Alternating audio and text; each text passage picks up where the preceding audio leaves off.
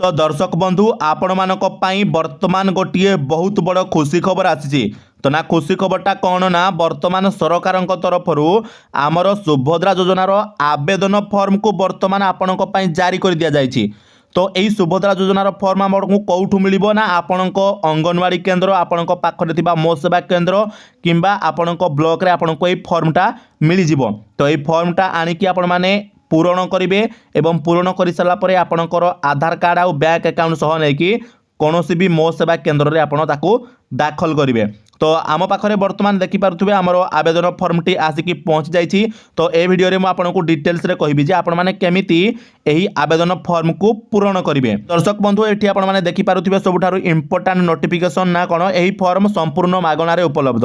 माने यही फॉर्मटा आपड़ जिते भी आणवे आपको गोटे भी टंका देवाई पड़ो ना संपूर्ण मागणार आपण मैंने यही फॉर्मटी आपण ब्लॉक कार्यालय कि आपण अंगनवाड़ी केन्द्र कि आपण मो सेवा केन्द्र आपण मैंने पाइपर। आउ ये आपको गोटे टोल फ्री नंबर दि जाइए जोटा कि 1467 जदि आपण को यही फॉर्म पर किए टंका देवाई कहूँ आपण मैंने टोल फ्री नंबर में कंप्लेन भी करें। तो आमर जो आवेदन फॉर्म रे अच्छी तो आवेदन फॉर्म रे आमर भाग क अच्छी। तो भाग क रो आमर 1 नंबर पॉइंट रे कौन अच्छी ना संपूर्ण नाम।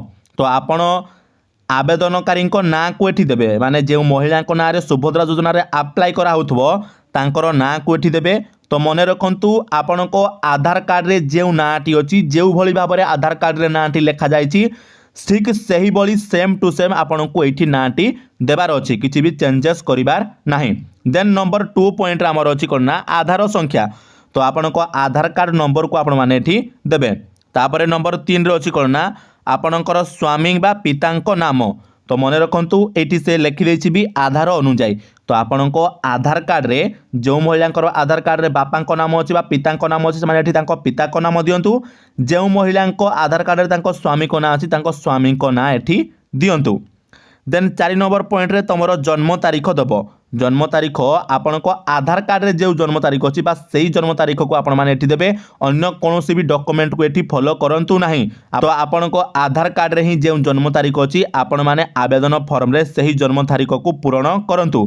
तो 5 नंबर पॉइंट रे हमर आसिला कोन ना वर्ग माने आपण को कास्ट आपण को जाति केउ कैटेगरी माने आपण साधारण बा ओबीसी बा जनरल कैटेगरी रही आप साधारण टिक करेंगे। देन आपंकर एससी एसटी आप टिक करेंगे बा अनुसूचित जाति बा अनुसूचित जनजाति।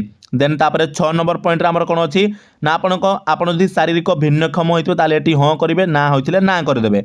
देन 7 नंबर पॉइंट रे आमर अच्छी आधार संयुक्त मोबाइल नंबर। पुणी थे कही रखुची कि आपण आधार कार्ड रे मोबाइल नंबर टी नित्यांत भाव में लिंक होगा आवश्यक।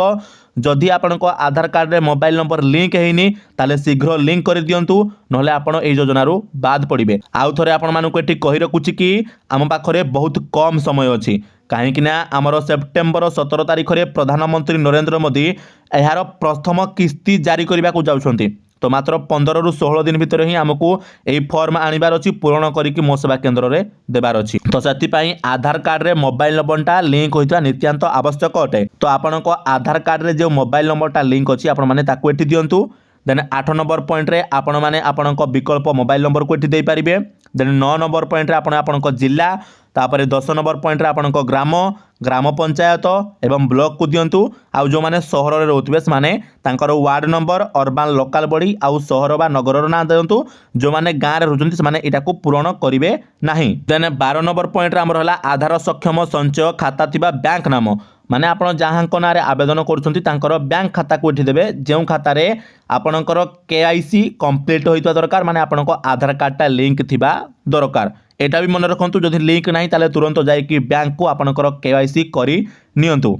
तो आवेदन फॉर्म रो भाग ख रे गोटे घोषणानामा अछि जे घोषणानामा रे आपनको 11टी पॉइंट दिया हैछि। तो यही 11टी पॉइंट रु जदि आपण माने गोटे पॉइंट भी मिस करूछंती बा गोटे पॉइंट रे जदि आपण माने शामिल अछंती ताहले आपण माने ए योजना रु बाद पड़ जिवे।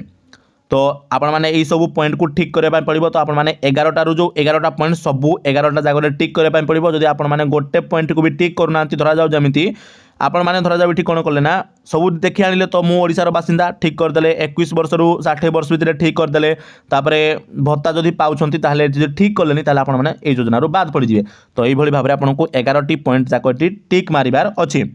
देन तापर आपण माने भाग क रे आपणकर डिक्लारेशन अछि तो ए डिक्लारेशन आपण करिवे माने सरकार को आपण माने एटा डिक्लारेशन देबे तापर आपण मानकर एठी आवेदनकारी को दस्तखत रहिबो तापर एठी आपण जेउ दिन आवेदन करूथिबे से दिन तारीखटा आपण एठी पकेइबे तापर लास्ट है कौन ना प्राप्ति स्वीकार तो यहाँ आपणकर किसी काम ना ये ऑफिशियल यूज हम तो से तुम आवेदन पत्र नंबर आवेदन तारीख आधार नंबर आपण ना फा से ही पूरण करेंगे तो ये आपणकर किसी भी काम ना आपण मानक डिटेल्स कहीदेली कि सुभद्रा योजनार आवेदन फॉर्म को केमी आपने पूरण करेंगे पूरा निर्भुल भाव में पूरण करेंगे किसी भी भूल टूल करेंगे ना एवं ता सहित आपण मानक कहीदेली आपन को यही फॉर्मटी कौटी मिल तो दर्शक बंधु आपण सूचना कहीदे जितेबाला आपण मैंने आवेदन फॉर्म को लेकिन मो सेवा केन्द्र में डिपोजिट करेंगे से आपण मैंने यही फॉर्म सहित आपणकर बैंक अकाउंट जेरक्स एवं आपणकर आधार कार्ड जेरक्स को अटैच करेंगे एवं नहीं सेठारे